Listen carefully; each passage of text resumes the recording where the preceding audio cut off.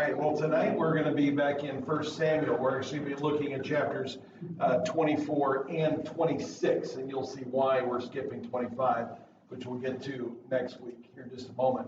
But just a reminder, as we're studying this, we go verse, for those that are new here tonight, we go verse by verse. We're just working our way through the scriptures, believing that anything we can learn along the way is going to benefit us, and it's good to know the history. But particularly when we come to the book of 1 Samuel and 2 Samuel. It's so very important because if you want to know about Jesus, which obviously is a central figure in our lives, if we want to know about Jesus, we need to know something about David. In fact, Jesus is called the son of David. And obviously he's a descendant of David, but why is he called a son of David?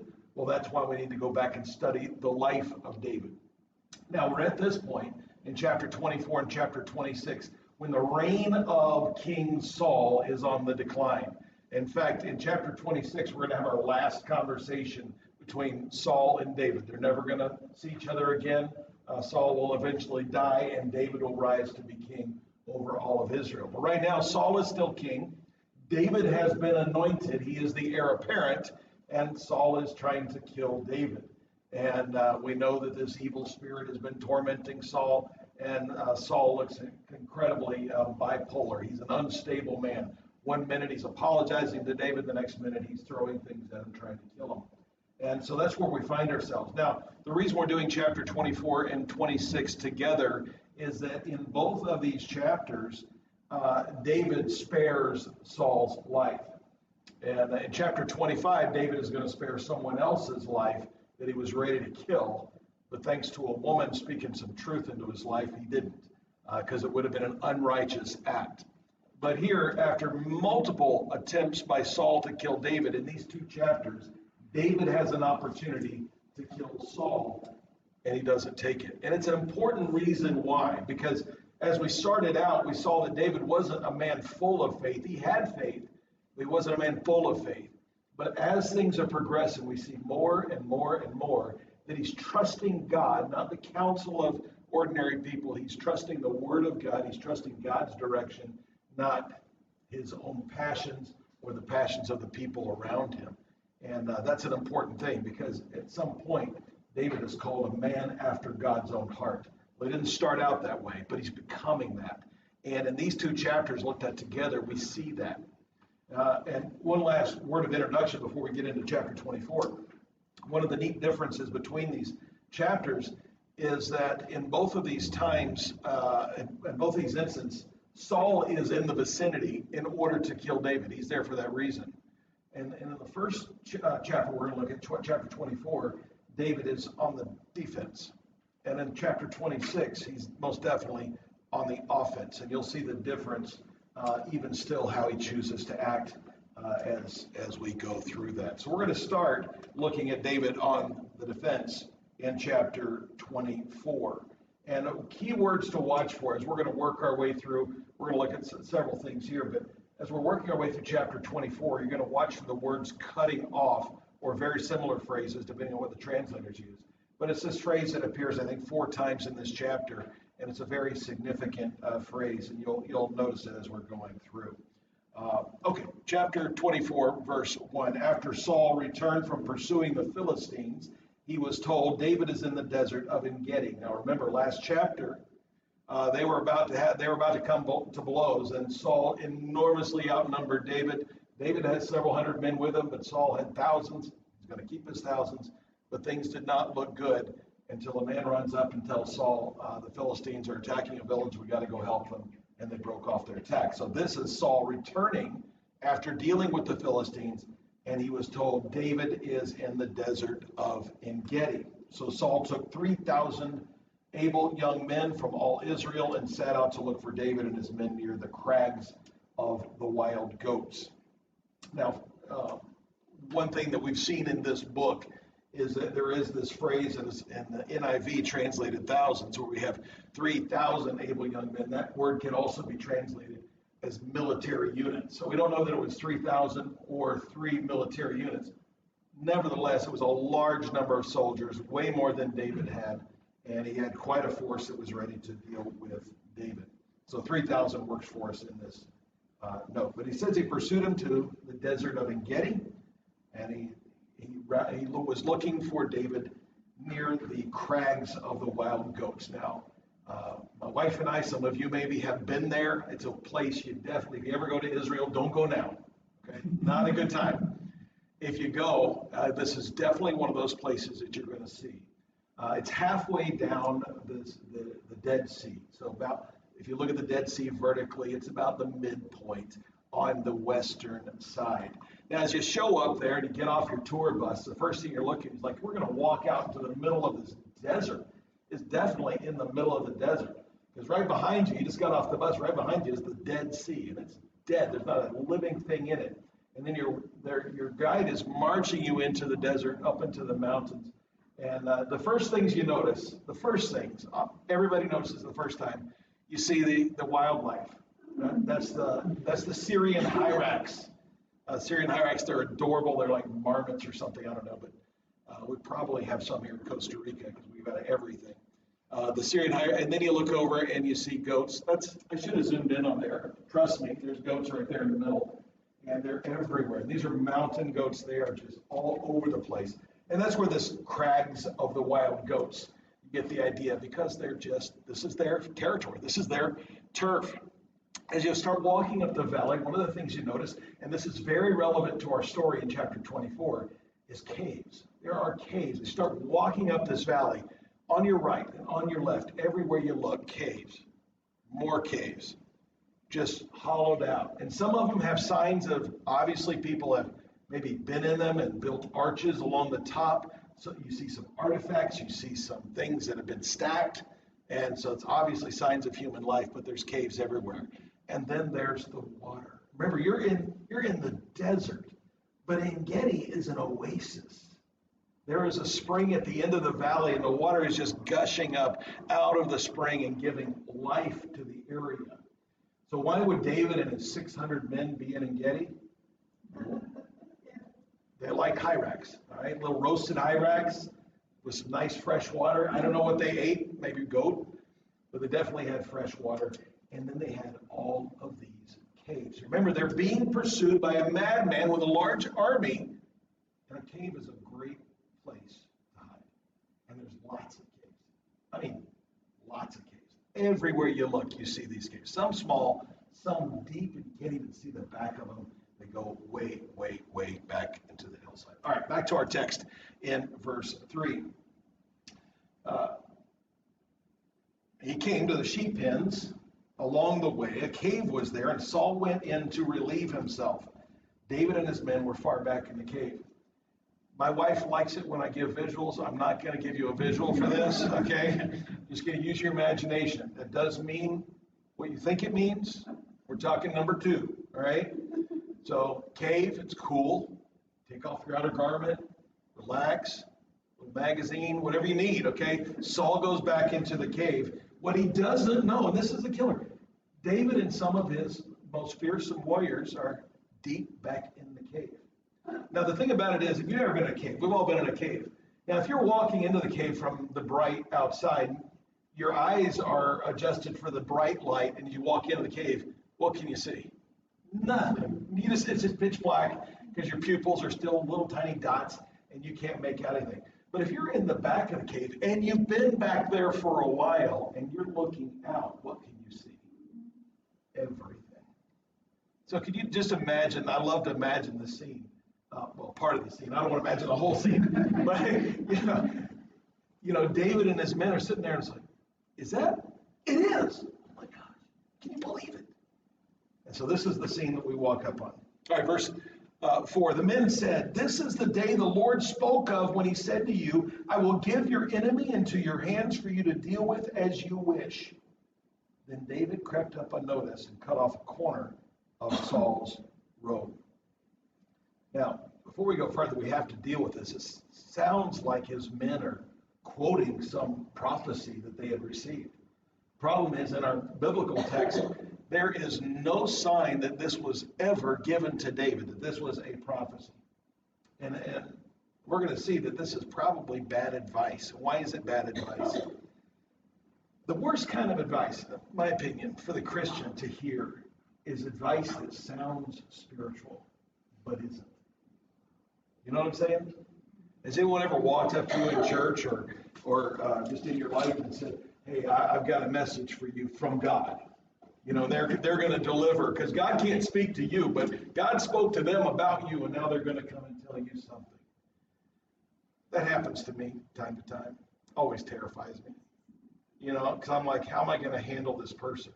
Now, can God speak to me from somebody? God can do whatever God wants to do. I'm open. Okay, I'm okay with that. But so far,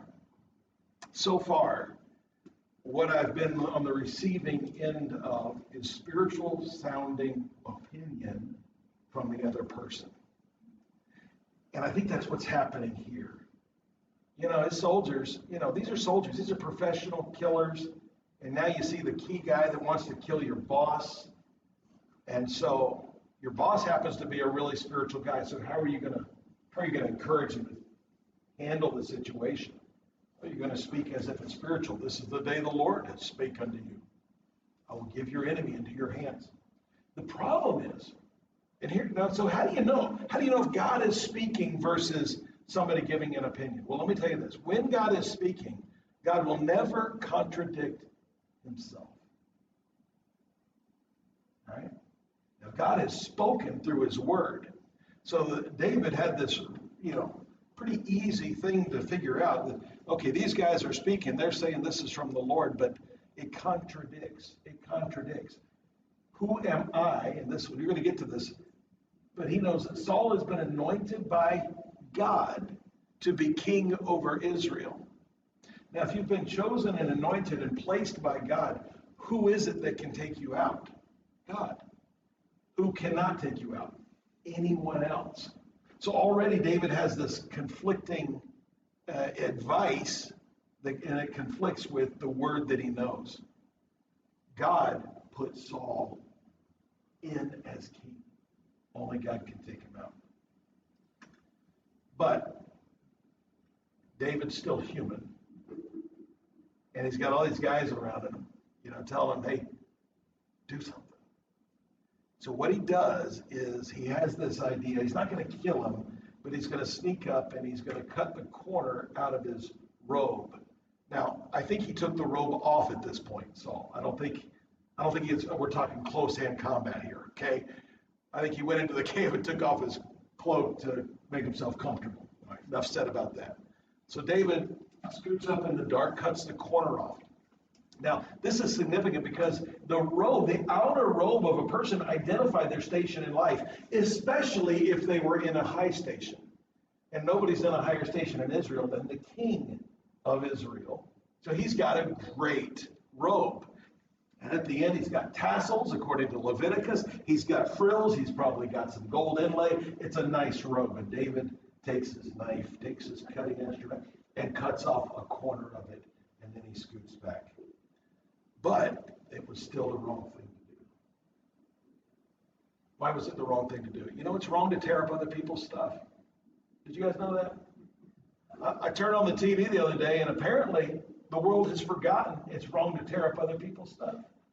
People are out in the streets and just tearing up other people's stuff. Right. But it's still wrong. Right. Even if you think you have a right motive for it, it's still wrong. And so watch what happens with David. Afterward, David was conscience-stricken for having cut off the corner of his robe. He said to his men, the Lord forbid that I should do such a thing to my master, the Lord's anointed, or lay my hand on him, for he is the anointed of the Lord. With these words, David sharply rebuked his men and did not allow them to attack Saul. And Saul left the cave and went his way. Now, this is one of my favorite David moments. I mean, as awkward as this moment is, it's truly one of my favorite David moments because I know that there are times when my thinking follows my action versus the other way around. You know, our action should follow our thinking. We should think things through before we act. We should consider, is it right or is it wrong? But sometimes I start acting before my brain kicks in. But then shortly after, I realize that my action is wrong. You know what most of us do when that happens?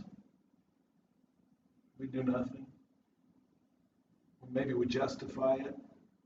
or we find some rationale to say it was okay. But we've all been in that, where you did something and you started doing it and you realized maybe it was just like talking about. Have you ever been in a conversation and you started talking about somebody, and you're hearing the words come out of your own mouth and you realize you're gossiping. And so you have a couple of options. Maybe you just turn it into a prayer request to justify it. So we should really pray for her. This woman I just gossiped about, right? We should really pray for her. The other option is you stop yourself, call it what it is. You know what? I'm gossiping. Please forgive me. Disregard what I said. I am totally in the wrong here. I need to apologize to you. I'm sorry I did that. That takes character, right? Well, that's exactly what David does here. I mean, he blew it. He cut off the edge of the robe, the corner of the robe. It was the wrong thing to do. But then his conscience grabbed him. His conscience, informed by the Holy Spirit, informed by the Word of God, he stops himself. And he says, that was the wrong thing to do. So he tells his men, don't let me do that again. In fact, you shouldn't even want to do that. This is the wrong thing to do. So Saul gets out of the cave, and the story continues. But let me, just in terms of, is it ever right to go after our enemies like this? David had the chance to kill Saul. Saul's trying to kill David. You could say this would be self-defense. I mean, we can justify this if we want to. But David knows, no, that's God's anointed. It's not self-defense. It's murder, and it's wrong. So he decides not to do it. Now, that moment, you could say, well, David could have been done with him. Because we got a whole other chapter of this guy trying to attack David again. David could have been done with him. Yeah, but when we get into David's reign as king, you know what? God protects him time and time and time again from being murdered in much the same way. I call that the law of the harvest. You reap what you sow. David made a righteous choice here. I'm not going to murder the king's anointed. And so then when he is the king's anointed as king, God protects him. There's somebody else that did this. Somebody that had the power to deal with his attackers, but decided not to. His name was Jesus. Right? He says, Father, forgive them. They don't know what they're doing. But he didn't stop him. He had the power. He had the opportunity. But he didn't stop them.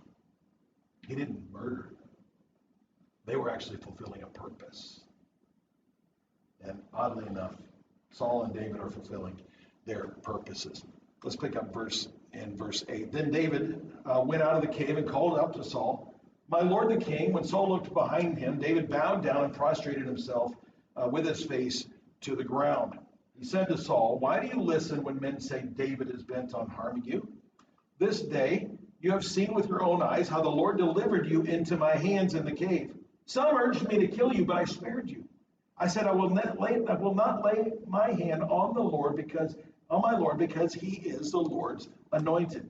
See, my father, look at this piece of your robe in my hand. I cut off the corner of your robe, but did not kill you. See that there is nothing in my hand to indicate that I'm guilty of wrongdoing or rebellion. I have not wronged you, but you are hunting me down to take my life. All of this is true, of course. Now at this point, David's using this opportunity, using this righteous act where he almost did an unrighteous act. He's using this righteous act to try to convince Saul to stop pursuing him. Verse 12, may the Lord judge between you and me. And may the Lord avenge the wrongs that you have done to me, but my hand will not touch you. You see what he's doing here? He's saying, listen, there's obviously a conflict between us. Let's let the Lord decide who is righteous and unrighteous. And let's let the Lord get vengeance on the one that should be punished. That's a great way to handle conflict, isn't it? You know what? When you get two people to agree to that, conflict disappears. We live in a world that doesn't like this philosophy. We live in a world of eye for an eye. I mean, it's happened. There's wars all over. Now, we can all sit here and postulate whose side we're on. And people get so polarized. But what you will not find are people saying, you know what, let's commit this to the Lord and let the Lord decide who's in the right and let the Lord take vengeance. You know why people don't do that? Because they have no peace. Who is Jesus? one of his titles, he's called the Prince of Peace. The only time we'll ever see a world without war is when the Prince of Peace is in control. Because then he is the one adjudicating who is right and who is wrong, and he is the one making right the right, making judgment on the wrong. So David offers this up. It's a reasonable offer. He says, verse 13, as the old saying goes, from evildoers come evil deeds, so my hand will not touch you. Against whom has the king of Israel come out? Who are you pursuing? A dead dog? A flea? In studying this is one of those passages that you read it one time and you think he's saying one thing. You read it 5 minutes later, you think he's saying something else entirely. I can't decide. So really, who are you pursuing, right? A dead dog, a flea. Is he? We'll take a poll. I want to see where you guys fall on this. Okay, so he's saying, am I a dead dog? Am I a flea, right? Okay, option A, he's saying, who are you pursuing? I'm like a dead dog. I'm like a flea. I'm nothing to you. I am no threat to your kingdom. I'm like a dead dog on the side of the road. I'm like a flea. I might be annoying, but I'm not going to kill you. I'm no threat. Okay, that's option A. Or is it option B? Who are you pursuing? A dead dog? A flea? You say, I'm not a dead dog. I'm not a flea. I could destroy you. In fact, I was just right up behind you with a knife. I could have taken you out. Is he saying that? What do you think? There's no way in the context to know, but what is your opinion? Who says A? All right, he's saying, I'm not a threat to you. Why are you pursuing me? Who says A? Okay, about six years. Who says B? All right, you're saying I can take you out. Yeah, that's about where I am. I'm about 50-50. And I can't make a determination on this. Yeah, and I think chapter 26, he's going to invoke this language again, and it's going to have a little different flavor. Because here he's on the defense, and it's easier to lean towards the I'm not a threat, dead dog. I'm not a threat, dead, little flea. But when we get to chapter 26, it's gonna dead dog a little different. All right, so we'll get there in a minute. We'll take another poll and see if you change your mind. All right. Verse 15, may the Lord be our judge and decide between us. May he consider my cause and uphold it. May he vindicate me by delivering me from your hand. So he's really calling out. He's really, he's not just letting this pass by. Oh, that was a close one. Let's just go and cool off and go to our own quarters. He's really calling Saul to the carpet here to say you're doing the wrong thing. Because is Saul the Lord's anointed? Yeah. Guess who else is the Lord's anointed? David! David! So David is teaching Saul here something. He's saying, listen, I didn't kill you because God has chosen you for this purpose. But guess what? God has also chosen me. Now we're going to see when we get to verse 20, Saul knows this. Saul knows. There's no doubt now that Saul knows that David was anointed by Samuel to be the next king. He knows he's God's chosen. So there's no doubt that he knows that. So what in Saul decides it is okay for him to kill David? Verse 16, when David finished saying this, Saul asked, is that your voice, David, my son?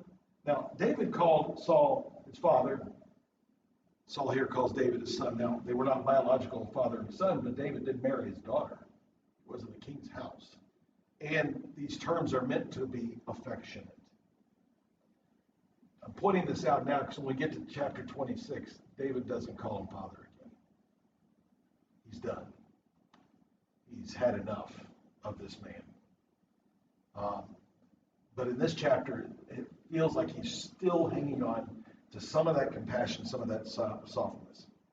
So Saul says, is that your voice, David, my son? And he wept aloud. How do you tell the difference between tears of repentance and tears of self-pity? I mean, just imagine somebody you love hurts you. Then there's a big showdown, you confront them, and then they start crying and saying, I'm sorry, I'm sorry, I'm sorry. How do you know if it's, I'm sorry I hurt you, or if it's, I'm sorry I got caught? How do you know the difference? Can you tell when they're weeping aloud? No. How do you tell? The next day, right? And the day after, whether their behavior changes. Yeah. What do we know from Saul? Have they had this? They've had this conversation before. We're going to have it one more time in chapter 26. David says, "Why are you trying to kill me?" Saul says, "Oh, I'm sorry, I won't try to kill you. Come back home. It's okay." And what's he do? Tries to kill him again. This has been going on and on and on. So what are these tears? What do we know these tears are? Yeah.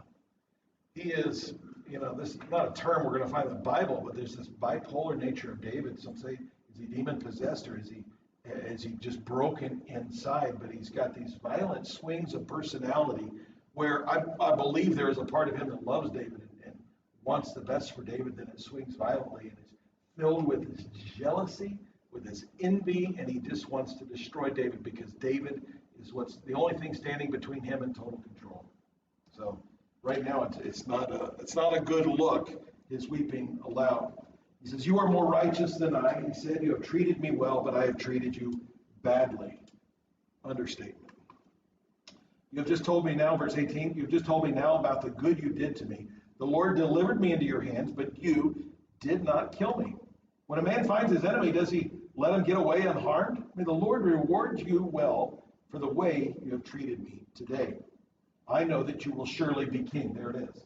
I told you knew. He says, "I know that you will surely be king, and that the kingdom of Israel will be established in your hands." He knows that he is the Lord's anointed.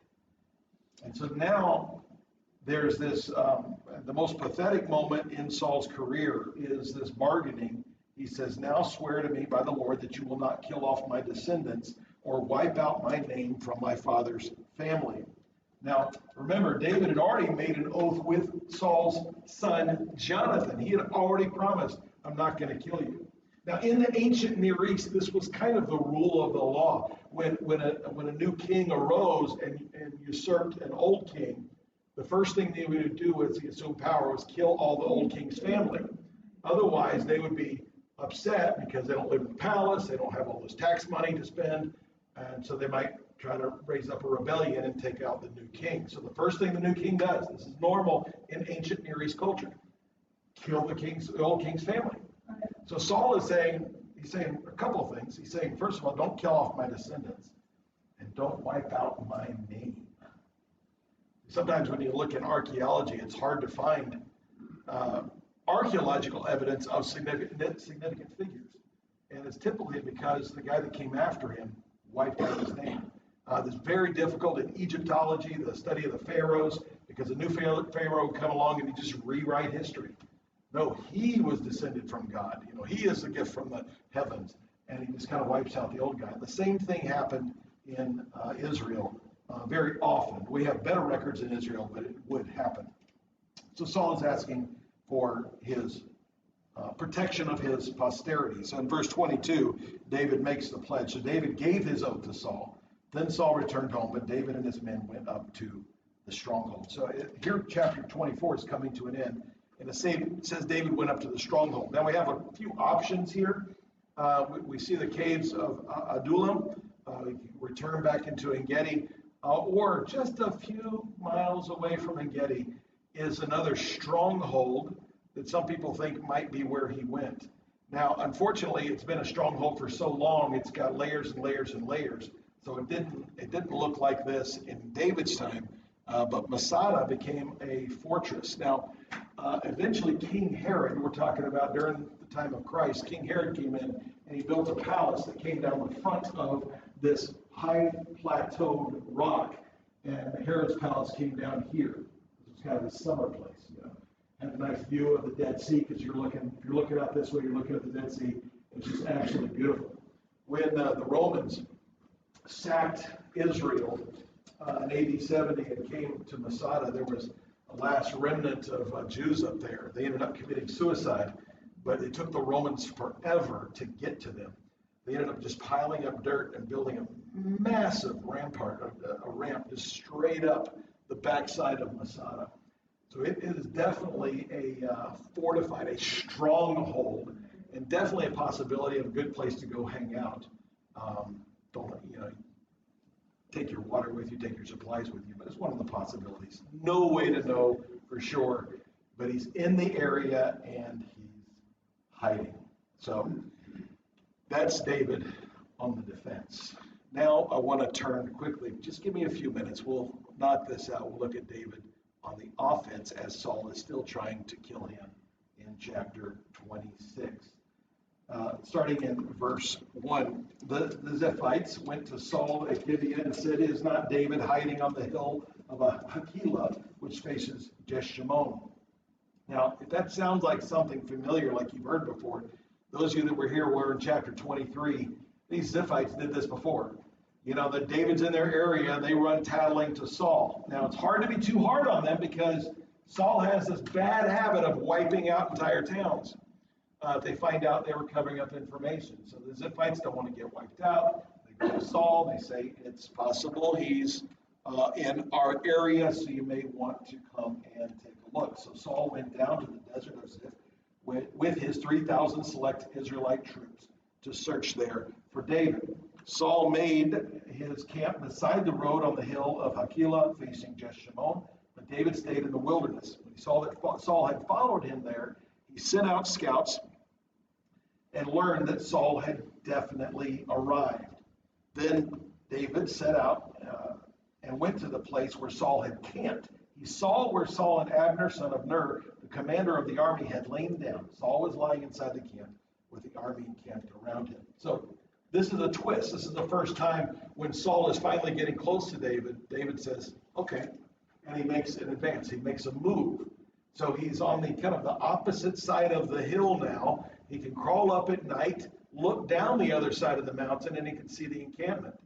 And so he sees that these guys are there, and that the commander of the army. So you can see Saul would have been coming up here from Gibeah in this direction. He came down, and we're roughly in this area where these lines are converging. Of course, David would have come maybe to Masada, that was a guess, and then he makes his way across the desert into the area. So they're coming from opposite directions.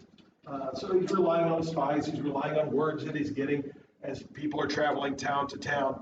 But now David has the upper hand on Saul because David knows where Saul is, and Saul doesn't yet know where David is.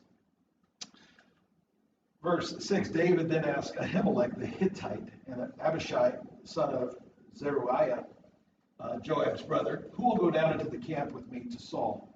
"I'll go with you," said Abishai. Now, there's a mention here of Ahimelech the Hittite. And who are the Hittites? The Hittites were probably a clan of the native Canaanites, those that were in the land when the Israelites arrived. And so the Hittites were stayed there. At various times, Israel will fight with the Hittites.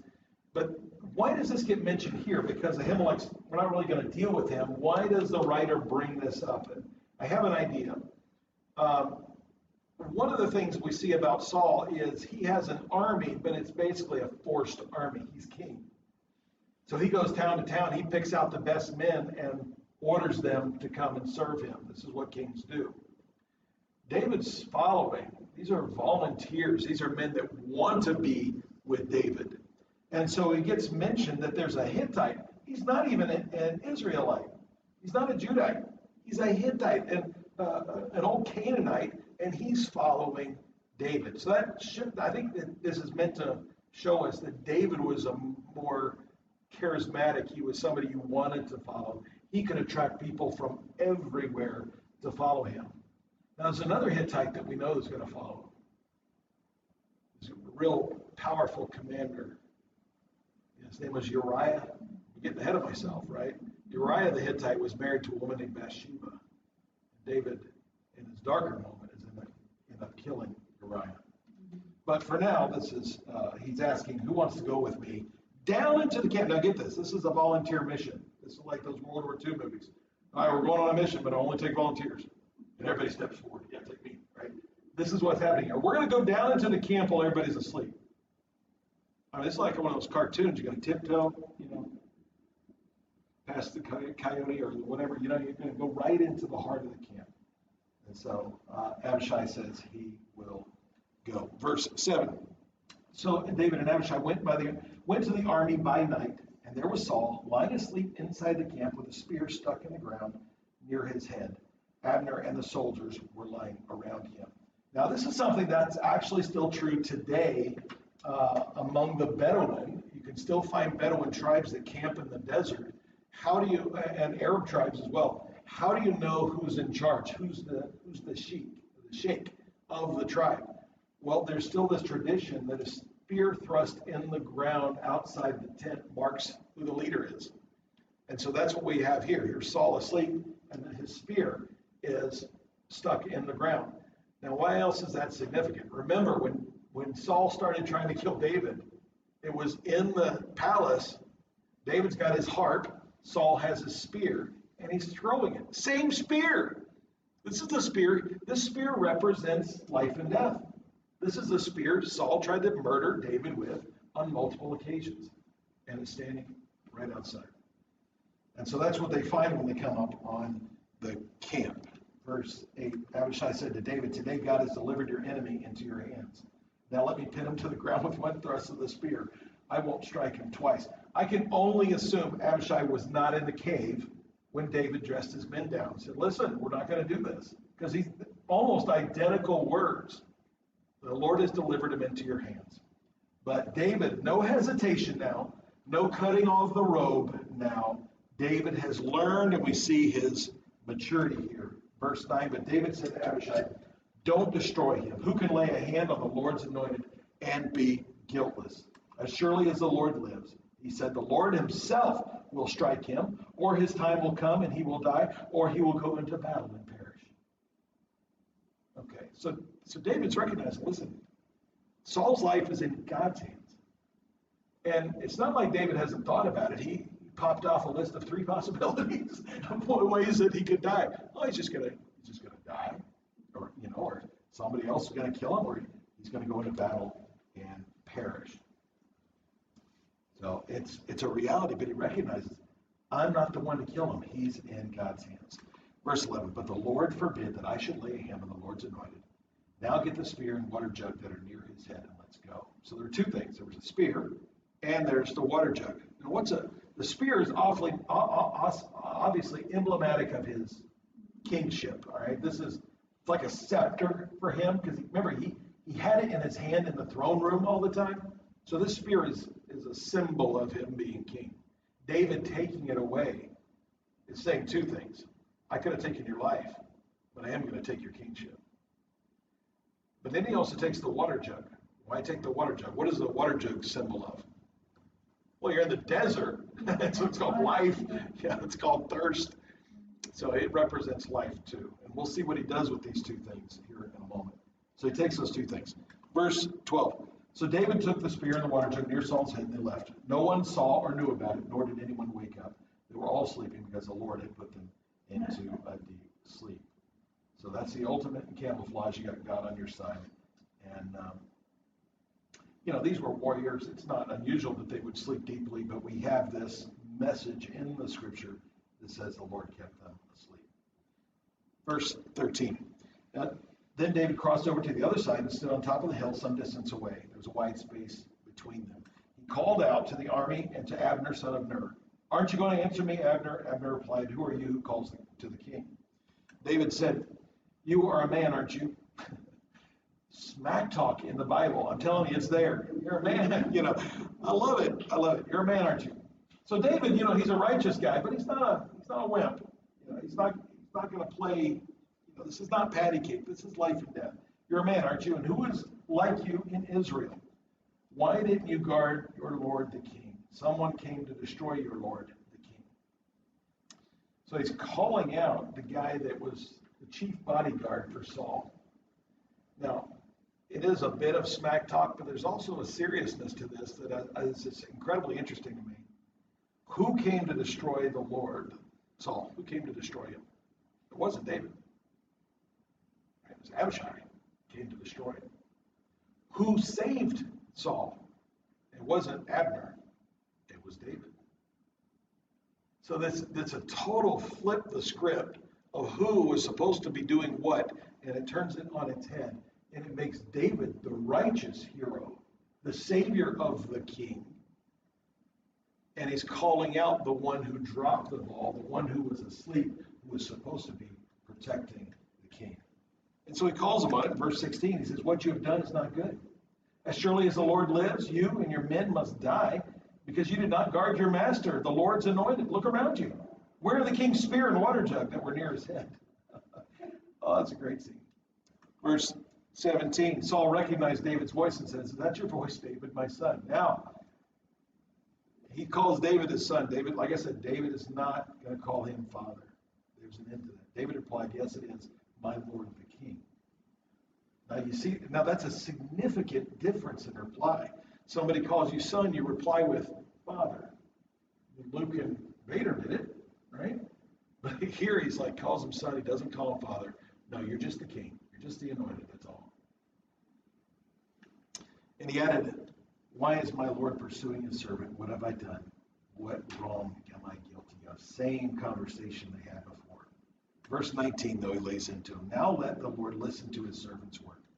If the Lord has incited you against me, then may he accept an offering. Now, that first thing, David's saying, listen, there's got to be a reason you're coming after me. So the first option is, if the Lord has incited you. In other words, if I've broken the law of God, identify it, and I'll go to the tabernacle and I'll give an offering.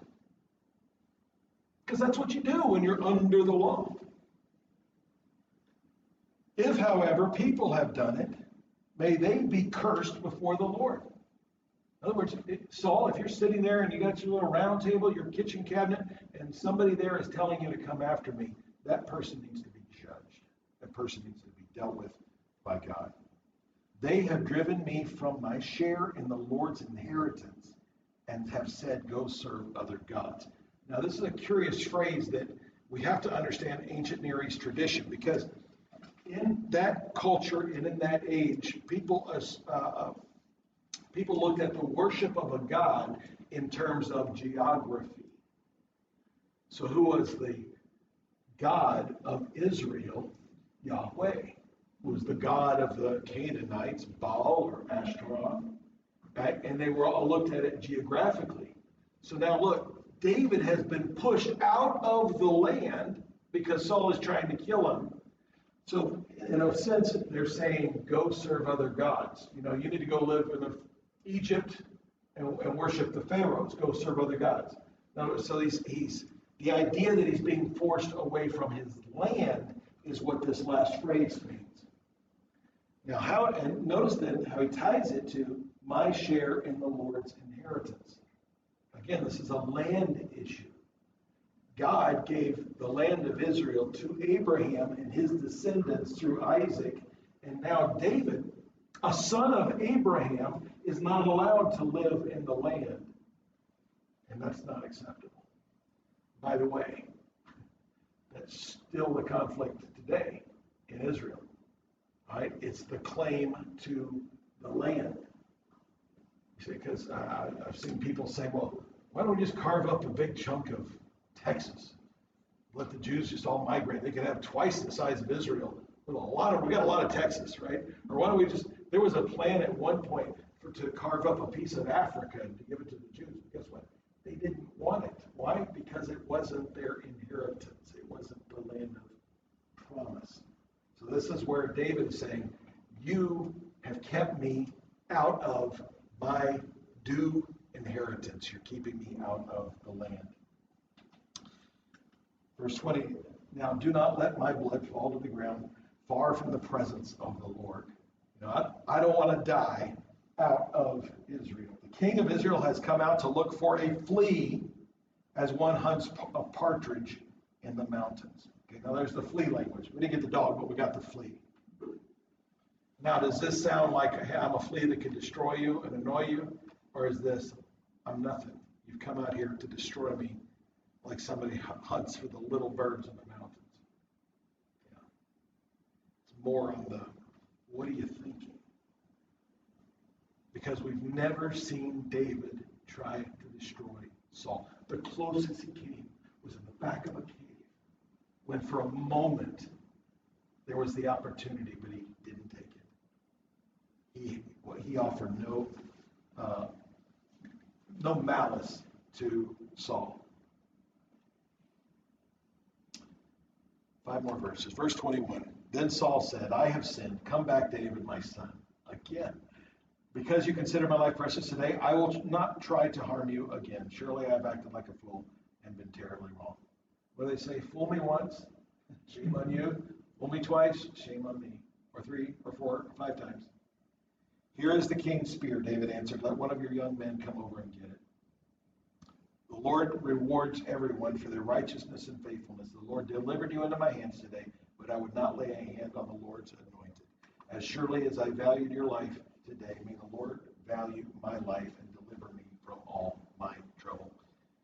Then Saul said to David, may you be blessed, David, my son. You will do great things and surely triumph. So David went on his way, and Saul returned home, and that was their last meeting. That was their last conversation.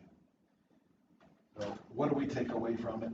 For me, this is such an incredible account, these 2 accounts side by side, because there is this reality where we are quick to justify bad decisions. And we need to resist that urge. David is a great example for us here of just calling it what it is and immediately changing. Let me tell you, it will be, if you ever find yourself doing something and in the doing of it you realize it's wrong. But the thought of stopping immediately and confessing it and dealing with it sounds humiliating. Let me tell you, that's a good humiliation. That's a character building moment. And it'll make you stronger the next time you face that temptation. Take advantage of that awkwardness and make the right choice. That's the best lesson we can take away from David in this. Because by the time we see that same opportunity in 26, there's no hesitation. There's the righteous act. And that's why when we get further down the road, though we see David stumble from time to time, we still call him a man after God's own heart. And Jesus himself identifies who he is as a son of Abraham, a son of David. Amen? Let's pray. Our Heavenly Father, I want to thank you, Lord, so much. There's a lot of scripture to take in, but 2 incredible stories. I thank you for what it teaches us. Lord, I pray that I and everyone here, the next time we have that opportunity, when we realize we're about to stumble, that we would have the courage, the character to stop and to shift course. Empowered by your Holy Spirit, informed by your word. Lord, motivated by the example of David and others that we see in the scriptures, so that we can honor you